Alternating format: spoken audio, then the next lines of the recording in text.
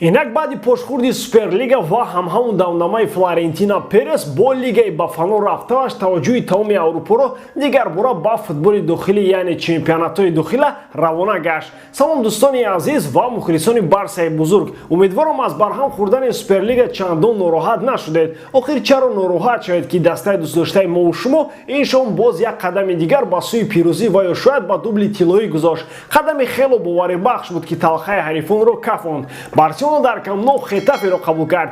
Хетафе ҳарчанд айни замон дар зиноҳои поёнии ҷадвал ҷойгир аст, аммо дар давраҳои пеш тавонист ки аз Атлетико ва Реал имтиёз ситонад ва Хетафе дар қиболи грандҳои Испания мисли як ҷонвари хунталаб баромад мекард. Акнун дар навбат Барселона буд, аммо шохи ин буқаи ёбоӣ ба девори каталонӣ бархӯрд ва шикаст. Инро бояд гуфт ки аз 19 бозии охири миёни ҳам карда дар 17 Барселона мағлуб нашудааст. Ҳозир дар ин бора муфассалтар гап мезанем. Аз шумо бачаҳои оча барои дастгирии лайк монед. Акнун дар ягон ҷо баъзур шунед, мо бошад сар мекунем.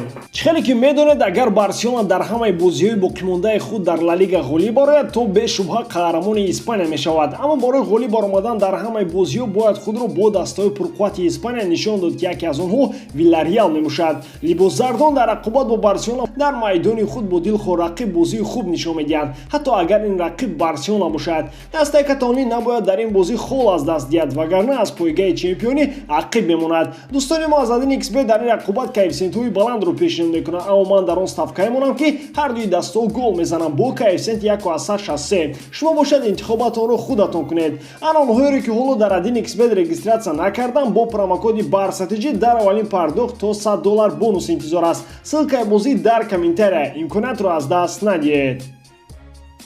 биёед акнун бинем ки ин шом ки аз дақиқаҳои аввал ба майдон баромада ин ғалабаи заруриро ба даст овард. Куман дар муқобили Хетафе чунин ҳаятро гузошт. Марк-Андре Тер Штеген дар чорчуба, Лангле, Пике ва Мингеса сегонаи хатти дифоъ, Серхио Роберто бо Алба аз канор, дар минтақаи такягӯи Де Йонг ва Бускетс, инчунин дар набудани Усман Дембеле, Педри бозӣ карда, Гризман ва Месси дугонаи хатти ҳуҷумро ташкил карданд. Барселона аз ғалаба дар ҷоми Испания рӯҳу илҳом гирифта буд ки аз дақиқаҳои аввали бозӣ tashabbусро ба даст гирифт ва ки дар дақиқаи сеюми бозӣ Месси чӣ қувват доштани болочӯби дарвозаи Хетаферо санҷид ва дид ки чапа намешавад, гирифту рост ба сӯи дарвоза зад ва дарвозабон мисли болочӯби дарвоза натавонист зарбаи задаи ӯро баргардонад ва аллакай дар дақиқаи 8 бозӣ ҳисоб кушода шуд. Таби Месси ва дигаронро Климан Лангле хира кард. Ӯ ки аслан ба дарвозаи ҳариф дар 100 сол як бор гол мезанад, гирифту ба дарвозаи худашон гол зад. Аслан зарбаи задаи Анхел ба ӯ бархӯрд, вале автогол ба номи ӯ сабт шуд.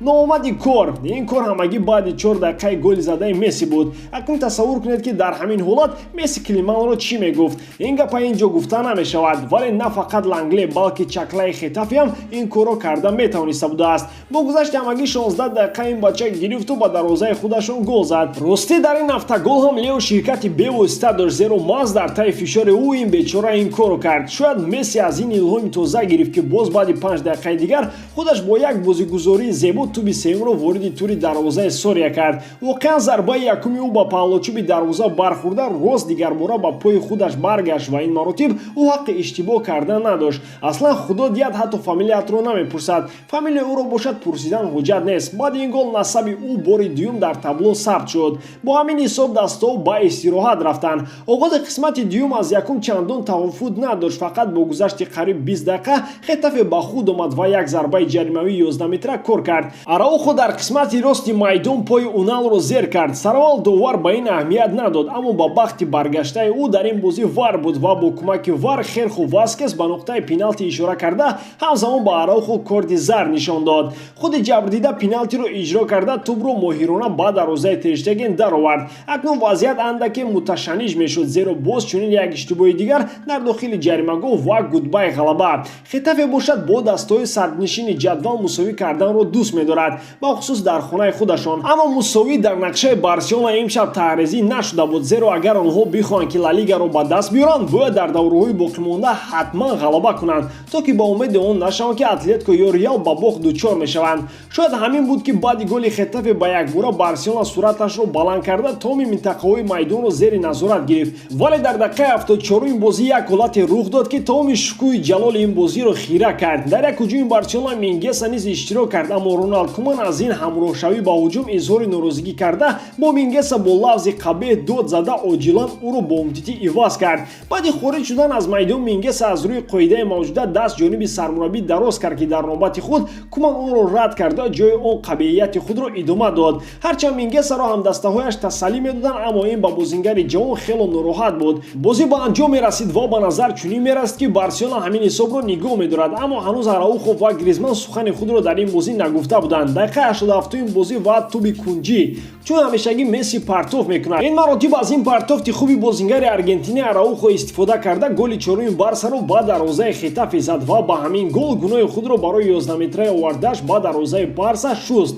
Анакнун аниқ тамом буд, вале агар дувар дар дақиқаи иловагии бозӣ ба дарвозаи ҳариф пеналти таъин кунад чӣ? Бале, агар чунин ҳолат рух диҳад, Месси ҳамчун як ҷентлмен аз баҳри хетрӣ гузашта тӯбро ба Гризман медиҳад ва ӯ онро ба осонӣ вориди дарвозаи Давид Сория карда афсонаи имшабаро дар Камно бо ҳисоби 5-2 ба нафи Каталония ба охир мерасонад. Пеш аз бозӣ Месси ба падар ва агенти худ Хорхе Месси, ки чанд рӯз аст ки дар Каталония қарор дорад, гуфтааст ки дар бораи шартномаи ояндаи ӯ бо Барселона суҳбат накунад. Не, натарсед, гап сари рафтани ӯ нест. Гап сари ин аст ки Лео намехоҳад ки дар чунин лаҳзаҳои барои Барселона ҳассос, ки даста метавонад дубли тиллоӣ кунад, мавзӯи шартномаи ӯ ба ҷои аввал барояд. ё худ Месси натиҷаи ҳамин мавсимро интизор аст ки бо чӣ меанҷомад ва онгоҳ озодона дар бораи тамдид шудан ё нашудани шартнома суҳбат оғоз мекунад. айни ҳол бошад, тамоми ҳушу гӯши Месси ба бозиҳои дохила равона карда шуданд. ин аст ки дар ин бозӣ низ Месси бо 2 гол ва паси головар беҳтарин бозингари бозӣ дониста шуд. акнун Барселона бо касби 68 хол дар зинаи сеюми ҷадвал қарор дорад, аммо дастаи каталонӣ як бозӣ аз Атлетико ва Реал кам гузаронидааст ки онро рӯзи 29 апрел бо Гранада бозам дар Камно баргузор мекунад. албатта тақвими бозиҳои Барселона чандон осон нест. дар пеш бозӣ бо Виларреал, Валенсия ва аз ҳама муҳим 9 май бо Атлетико исудааст ки дар сурати бурд метавон ба музаффарияти комил дар Ла Лига расид. барои имрӯз тамом. ғалабаи навбатии Барселона ба ҳамаи мову шумо муборак бошад. баъди ин ғалабаи муҳим агар шумо лайки худро зери ин видео гузоред, нур болои нур мешавад. пешопеш ташаккур. дар ин ҳолат Барселонаро дӯст доред ва канали Барса TG-ро дастгирӣ кунед. дастгирии шумо пешравии мо. бо шумо буд Муҳаммад Гаиров. хай дар паноҳи Аллоҳ.